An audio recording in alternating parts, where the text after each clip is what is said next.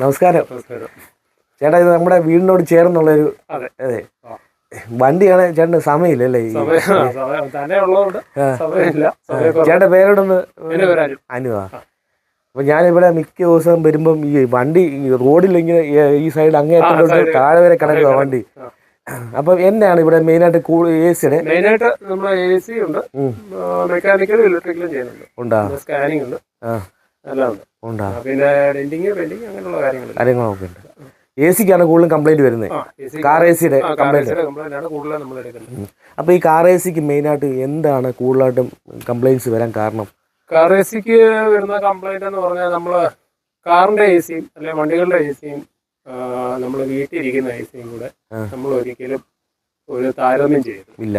അതിൻ്റെ അകത്ത് അത് രണ്ടും സാധനങ്ങളാണ്, രണ്ടും വ്യത്യസ്തമായ സാധനങ്ങളാണ്. അതെയാ.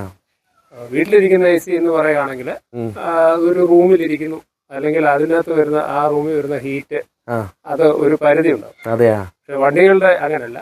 വണ്ടികൾ നമ്മൾ ഓടിക്കുന്ന സാഹചര്യം, നമ്മൾ ചെല്ലുന്ന സ്ഥലങ്ങളിലൊക്കെ ഉള്ള ചൂടിന്റെയും തണുപ്പിന്റെയും അനുസരിച്ച് ഒത്തിരി വ്യത്യാസം വരും. അത് തന്നെയല്ല, ഇതിന്റെ ബോഡി എന്ന് പറയുന്നത് ഇരുമ്പ് ബോഡിയാണ്, പിന്നെ ഗ്ലാസ് ആണ്.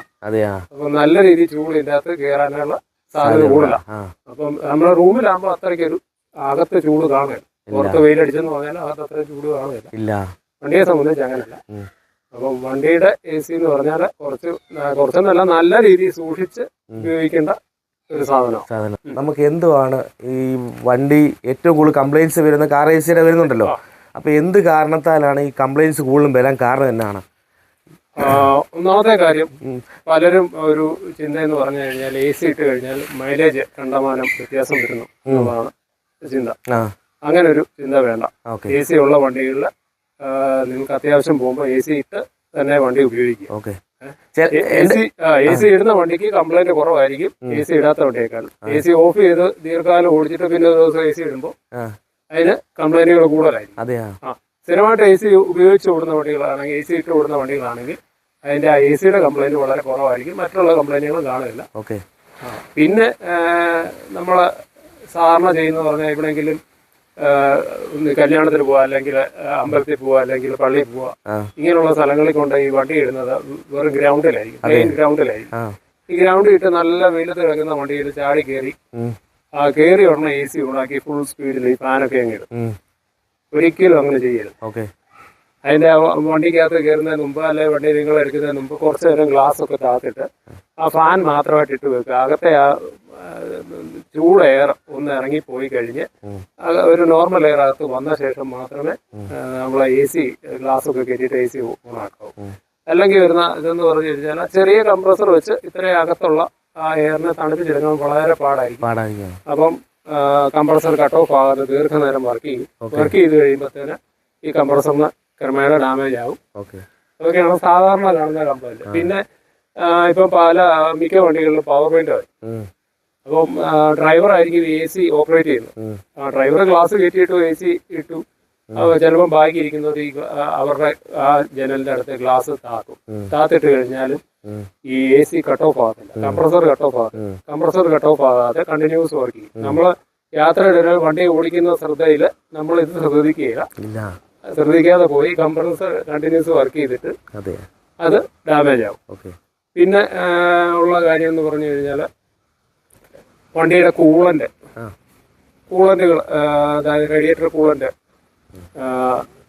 നമ്മൾ വണ്ടി സ്റ്റാർട്ട് ചെയ്യുമ്പോൾ engine oil, coolant, brake fluid, വണ്ടിയുടെ ലൈറ്റുകൾ, ഇതെല്ലാം അവരോരോ വണ്ടി ഉപയോഗിക്കുന്നവർ ചെക്ക് ചെയ്യേണ്ട ഒരു സംഭവങ്ങളാണ് ഈ സംഭവങ്ങളൊക്കെ. ഇത് ടയറിന് കാറ്റുണ്ടോ, ഇതൊക്കെ നമ്മൾ സ്വയമേ നോക്കി പോകേണ്ടത്. അല്ല ഞാനൊരു വണ്ടി എടുത്തു എന്ന് പറഞ്ഞ് ആയുഷ്കാലം ആ വണ്ടിക്ക് പ്രശ്നങ്ങളുണ്ടോ ഉണ്ടാകാൻ പാടില്ല എന്നുള്ള ചിന്തയിൽ വണ്ടി എടുത്തിട്ട് കാര്യമില്ല. അപ്പൊ എത്ര വില കൂടിയ വണ്ടിയാണെങ്കിലും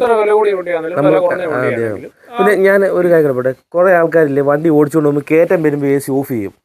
അത് കഴിഞ്ഞ് നിരപ്പായ പ്രദേശം വരുമ്പോൾ വീണ്ടും എ സി ഓണാക്കും. അങ്ങനെ ചെയ്യുന്നതുകൊണ്ട് വണ്ടിക്ക് കുഴപ്പമൊന്നുമില്ല. പെട്രോൾ ലാഭിക്കാൻ വേണ്ടി ചെയ്യുന്നതാണ് പറയുന്നത്. അല്ല, പല ആൾക്കാരും, ചില ആൾക്കാർ, നമ്മുടെ ഒരു കസിൻ ഇങ്ങനെ ചെയ്യുന്നുണ്ട്. അങ്ങനെ ചെയ്യുന്നെന്ന് പറഞ്ഞു കഴിഞ്ഞാൽ ഇപ്പം നോർമലി 3 സിലിണ്ടർ വണ്ടികൾ, അത് 1000 cc അല്ലെ 1000 cc താഴെയുള്ള വണ്ടികൾ, അതിന് ഈ പറയുന്ന മൈലേജും നമുക്ക് ഇവിടെ സാഹചര്യത്തിൽ മൈലേജ് ആണല്ലോ നമ്മൾ കൂടുതൽ നോക്കുന്നത്. എഞ്ചിൻ പവറിനെ പറ്റി വലിയതായിട്ട് നമ്മൾ ധാരണയില്ല. ഇപ്പം പിന്നെ പുതിയ തലമുറ വരുമ്പോഴത്തേന് എഞ്ചിൻ പവർ കൂടിയ വണ്ടികൾ എടുക്കുന്നുണ്ട്. അപ്പോൾ എഞ്ചിൻ പവർ കുറഞ്ഞ വണ്ടികൾക്ക് ഈ കംപ്രസർ വർക്ക് ചെയ്യാനായിട്ട് നല്ലൊരു എഞ്ചിന്റെ പവർ യൂസ് ചെയ്യുന്നുണ്ട്. അപ്പോൾ ആ യൂസ് ചെയ്യുന്നതുകൊണ്ട് അത്രയും ഇപ്പം നമ്മളൊരു സെക്കൻഡിൽ അല്ലെങ്കിൽ തേർഡിൽ കയറി പോകുന്ന ഒരു വണ്ടി AC ഇട്ട് കഴിഞ്ഞാൽ ചിലപ്പോൾ ഫസ്റ്റിലേ കയറുള്ളൂ. മനസ്സിലായില്ല? അപ്പോൾ അത്രയും ഈ പവർ എഞ്ചിന്റെ പവർ കംപ്രസർ എടുക്കുന്നുണ്ട്.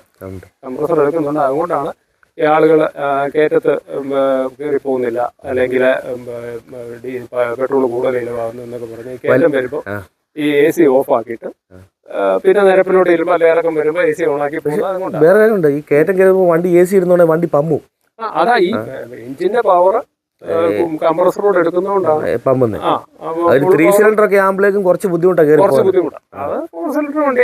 അത് ഈ നമ്മൾ ഈ ഷോറൂമിൽ അവരെങ്ങനെങ്കിലും വണ്ടി സെയിലായി പോകാൻ വേണ്ടി അവർ പറയുന്നത് ഈ 3 സിലിണ്ടർ വണ്ടി 4 സിലിണ്ടർ തമ്മിലുള്ള വ്യത്യാസങ്ങളും അതിനകത്ത് വരുന്ന നമ്മൾ ഒരു പരിധിയിൽ നമ്മളിപ്പം കൂടുതൽ കസ്റ്റമേഴ്സ് നോക്കുന്ന ഈ വണ്ടിക്ക് എന്നാ ഉണ്ട് മൈലേജ്, നമ്മൾ ആദ്യം ചെന്ന് അവരോട് ചോദിക്കുന്നത് ഇതിന് എത്ര മൈലേജ് കിട്ടും, 1 ലിറ്റർ പെട്രോൾ ഇത്ര കിട്ടും, സാറേ ഇതിന് 23 കിട്ടും, അതിനാണ് 16 ഉള്ളൂ. ശരി, അതിന് 23 കിട്ടുമായിരിക്കും. അതാ 23 കിട്ടുക എന്ന് പറയുന്നത് അതിന്റെ അടിയിലൊരു എഴുതിയിട്ടുണ്ട് പരീക്ഷണ സാഹചര്യങ്ങളിൽ എന്നാണ്. നമുക്ക് ഒരിക്കലും 23 കിട്ടണം. അപ്പൊ നമ്മൾ അത് നോക്കി വണ്ടി എടുത്തിട്ട് എനിക്ക് ഇതും വേണം, AC ഇടണം, ഇത്ര കിലോമീറ്റർ സ്പീഡിൽ കയറ്റം കയറുകയും വേണം എന്നൊക്കെ പറഞ്ഞാൽ അത് ബുദ്ധിമുട്ടാണ്. അപ്പം എഞ്ചിൻ പവർ ഉള്ള വണ്ടികൾ എടുക്കുകയാണ് എപ്പോഴും നല്ലതാണ്. അതിനകത്ത് മൈലേജ് നോക്കേണ്ട കാര്യമില്ല. കാരണം എങ്ങനെയാണെങ്കിലും ഒരു 4 സിലിണ്ടർ വണ്ടി എടുത്തു കഴിഞ്ഞാൽ ഈ കുറച്ച് നല്ല ഒരു അല്ലേ, സാധാരണ ഒരു ഫാമിലിക്ക് യൂസ് ചെയ്യാൻ എപ്പോഴും ഒരു 4 സിലിണ്ടർ വണ്ടി എടുക്കുക നല്ല ഒരു 1200 cc ഏറ്റവും താഴെ പറയണം, ഒരു 1200-1300 cc മുകളിലോട്ടുള്ള വണ്ടികൾ എടുക്കുക.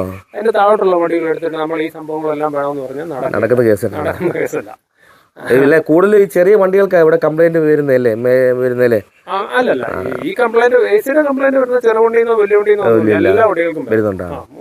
അത് നമ്മൾ ഈ കൂളന്റിനകത്തൊക്കെ വെള്ളം ഒഴിക്കുന്നില്ല. കൂളന്റിന്റെ തന്നെയല്ല പ്രശ്നം, നമ്മുടെ ഈ കാലാവസ്ഥ അതിനൊരു വലിയ ഘടകം.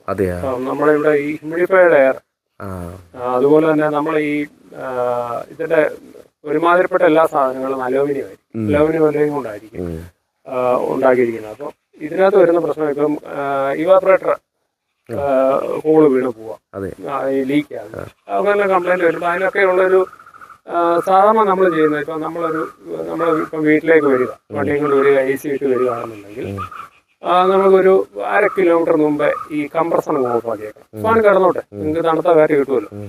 ഫാൻ ഇട്ടിട്ട് കംപ്രസർ ഓഫ് ആക്കുക. കംപ്രസർ ഓഫ് ആക്കി വന്നു കഴിഞ്ഞാൽ ഇവാപറേറ്ററിൽ ഈ നല്ലപോലെ വെള്ളം പിടിക്കും.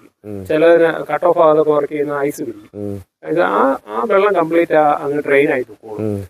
വീട്ടിൽ വന്നിട്ട് എല്ലാവരും ഇറങ്ങിയിട്ട് AC ഓഫാക്കി എഞ്ചിൻ ഓഫാക്കി ഇറങ്ങാന്ന് പറഞ്ഞു കഴിഞ്ഞാൽ ആ ഒരു ഈർപ്പം ഇതിനകത്ത് നിൽക്കും. ഈർപ്പം ഇതിനകത്ത് നിൽക്കുന്ന കഴിയുമ്പോഴത്തേന് ഈ അലൂമിനിയം ഈ വെള്ളം പിടിച്ച് നിന്ന് അത് കുഴിത്തുരുമ്പായിട്ട് അത് കിഴിഞ്ഞു.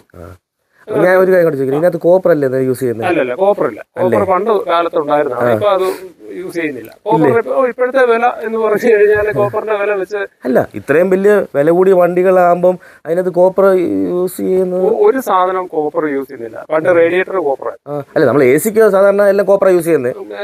ഒന്നിനും കോപ്പർ വരുന്നില്ല. ഇല്ല, കോപ്പർ വരുന്ന വണ്ടികളില്ലെന്ന് തന്നെ പറയാം. അത് വില കൂടിയതാണെങ്കിലും ഏതാണെങ്കിലും എല്ലാം ഈ സംഭവം തന്നെയാണ്. ഈ അലൂമിനിയം ആണല്ലേ? അലൂമിനിയം അലോയുടെ ഗുണം എന്നാന്ന് ചോദിച്ചാൽ കോപ്പറിനെക്കാട്ട് പെട്ടെന്ന് തണുക്കുകയും പെട്ടെന്ന് നോർമൽ ആകുകയും ചെയ്യുന്നതുകൊണ്ടാണ് അലൂമിനിയം യൂസ് ചെയ്യുന്നത്. പക്ഷെ കോപ്പറാണ് കുറച്ചാള് കടന്നോളൂ. കോപ്പർ കുറച്ചാൾ കിടക്കും. ഇപ്പൊ അലൂമിനിയത്തിന്റെ ഒരു 3 മടങ്ങ് ചിലപ്പം കോപ്പറിന് ലൈഫ് കാണും. പക്ഷേ ഈ അലൂമിനിയം 3 പ്രാവശ്യം മാറുമ്പോഴത്തേന് അതിന് അത്രയും തന്നെ അതിനെക്കാട്ട് കോസ്റ്റ് ആകും ഈ കോപ്പർ മാറുമ്പോൾ. അപ്പം അങ്ങനെ നോക്കേണ്ട കാര്യമില്ല. നമുക്ക് ഫസ്റ്റ് വണ്ടിയുടെ കാര്യങ്ങളൊന്ന് ഡീറ്റെയിൽസ് ഒന്ന് പറയാം. ശരി, ഇപ്പം നമ്മൾ ഇവിടെ XUV5 ഉണ്ടിടാം. ഇപ്പോൾ നമ്മളിത് AC കംപ്ലൈൻ്റ് ആയിട്ട് വന്ന വണ്ടിയാണ്. അപ്പോൾ ഇതിൻ്റെ നമ്മൾ ചെക്ക് ചെയ്തു, പ്രഷർ ഇട്ട് ചെക്ക് ചെയ്ത് കഴിഞ്ഞപ്പോഴത്തേന് ഇതിൻ്റെ പുറമേക്കൊന്നും കംപ്ലൈൻറ്റുകളില്ല. ഇതിൻ്റെ കംപ്ലൈൻറ്റ് വന്നേക്കുന്നത് നമ്മൾ ഇവാപറേറ്റർ എന്ന് പറയുന്ന അല്ലെ കൂളിംഗ് കോയിലെന്ന് നമ്മുടെ ഈ നാട്ടിൽ പറയുന്ന യൂണിറ്റ് ഉണ്ട്.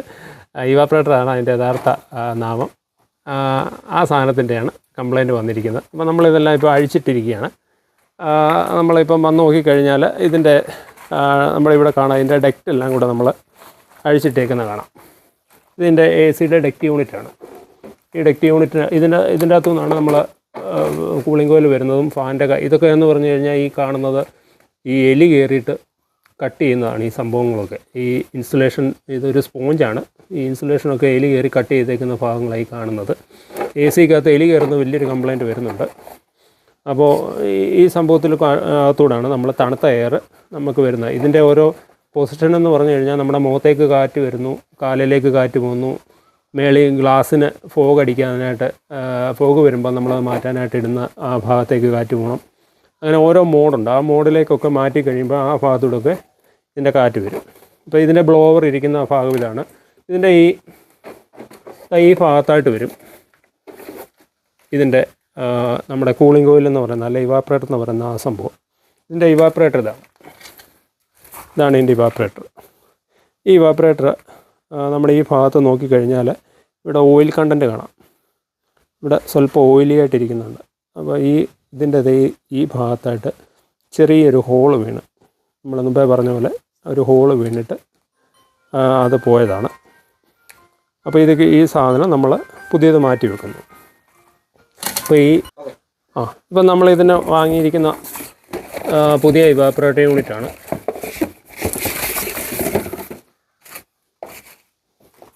ഈ സംഭവം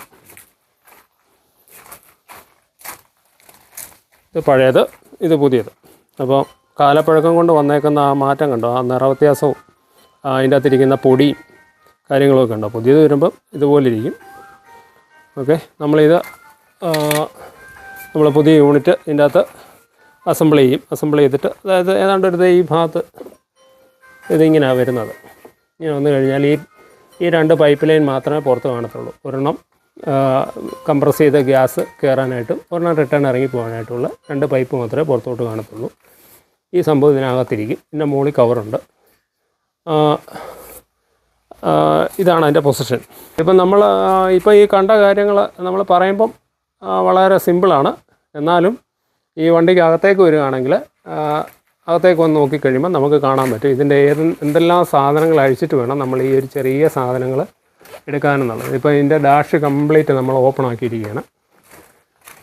ഡാഷ് കംപ്ലീറ്റ് ഓപ്പൺ ആക്കി എല്ലാം ഊരി പുറത്തെടുത്ത് കംപ്ലീറ്റ് ക്ലീൻ ചെയ്ത് പൊടിയെല്ലാം മാറ്റി നല്ലപോലെ പോളിഷ് ചെയ്തിട്ടാണ് നമ്മൾ തിരിച്ചു വെക്കുന്നത്.